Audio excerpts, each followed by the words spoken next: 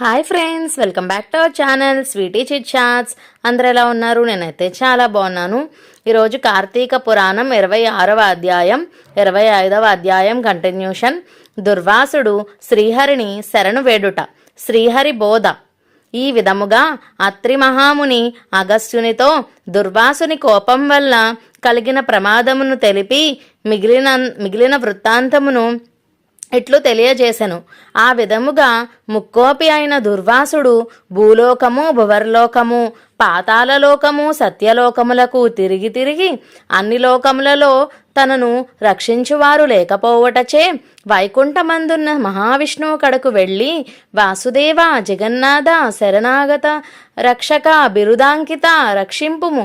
నీ భక్తుడైన అంబరీషునికి కీడు చేయదలిచిన నేను బ్రాహ్మణుడను గాను ముక్కోపినై మహా అపరాధము చేసి తిని. నీవు బ్రాహ్మణ ప్రియుడవు. బ్రాహ్మణుడైన భృగుమహర్షిని నీ ఉదరంపై తన్నినను సహించితివి. ఆ కాలిగుర్తు నెటికి నీ వక్షస్థలమందున్నది. ప్రశాంత మనస్యుడవై అతనిని రక్షించినట్లే కోపముతో నీ భక్తునికి శాపమిచ్చిన నన్ను కూడా రక్షింపుము. శ్రీహరి నీ చక్రాయుధము నన్ను చంపవచ్చుచున్నదని దుర్వాసుడు శ్రీమన్నారాయణ్ణి పరిపరి విధముల ప్రార్థించెను. ఆ విధముగా దుర్వాసుడు అహంకారమును వదిలి తనను ప్రార్థించుట జూచి శ్రీహరి చిరునవ్వు నవ్వి, దుర్వాస, నీ మాటలు యథార్థములు. నీ వంటి తపోధనులు నాకు అత్యంత ప్రియులు. నీవు బ్రాహ్మణ రూపమున పుట్టిన రుద్రుడవు. నిన్ను చూచిన వారు 3 లోకములయందు భయపడకుందురా. నేను త్రికరణములచే బ్రాహ్మణులకు మాత్రం ఎట్టి హింస కలిగించను. ప్రతియుగమందున గో, దేవ, బ్రాహ్మణ సాధుజనంబులకు సంభవించే ఆపదలను పోగొట్టుటకు ఆయా పరిస్థితులకు తగిన రూపములు ధరించి దుష్టశిక్షణ, శిష్టరక్షణ గావింతును. నీవ కారణంగా అంబరీషుణ్ణి శపించితివి. నేను శత్రువును కైనను మనోవాక్కాయలయందు కూడా కీడు తలపెట్టను. ఈ ప్రపంచముందుగల ప్రాణి సమూహము నా రూపముగానే జూతును. అంబరీషుడు ధర్మయుక్తముగా ప్రజాపాలన చేయుచుండెను. కానీ అటువంటి నా భక్తుని నీవు అనేక దూషించితివి. నీ ఎడమ పాదముతో తన్నితివి. అతని ఇంటికి నీవు అతిథివై వచ్చి కూడా నేను వేళకు రాని ఎడల 12 గడియలు దాటకుండా భుజింపమని అంబరీషునకు చెప్పావైతివి. అతడు వ్రతభంగమునకు భయపడి నీ రాకకై జూచి జలపానము మాత్రమే చేసెను.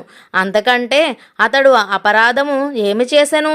చాతుర్వర్ణముల వారికి భోజన నిషిద్ధ దినములందు కూడా జలపానము దాహశాంతిని పవిత్రతకును చేయదగినదే కదా.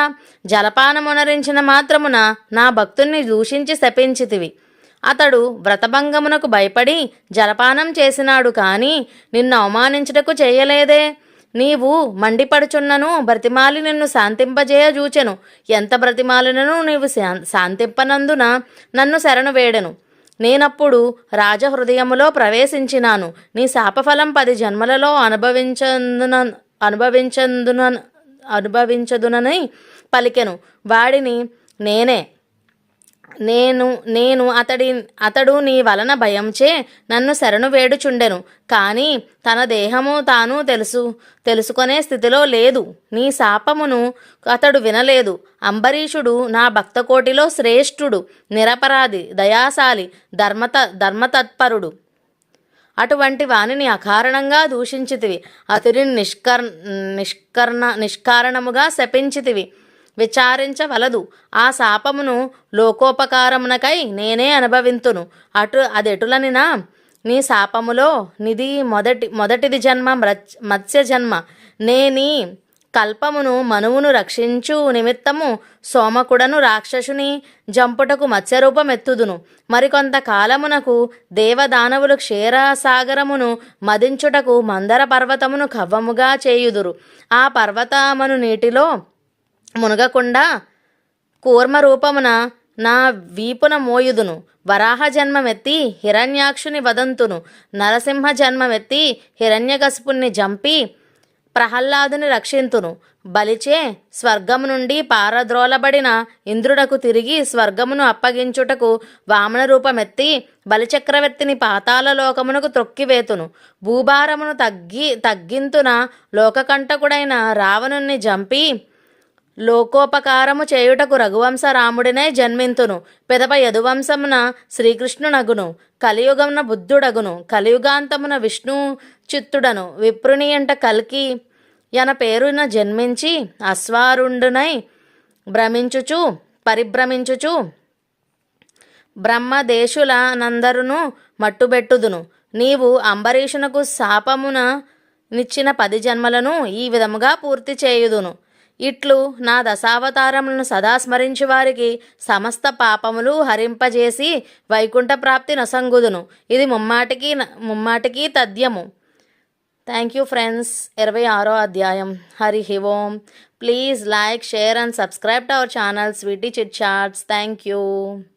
Please support me. Bye bye. వీడియో స్కిప్ చేయకుండా మొత్తం చూడండి. అంతవరకు సెలవు. Bye bye.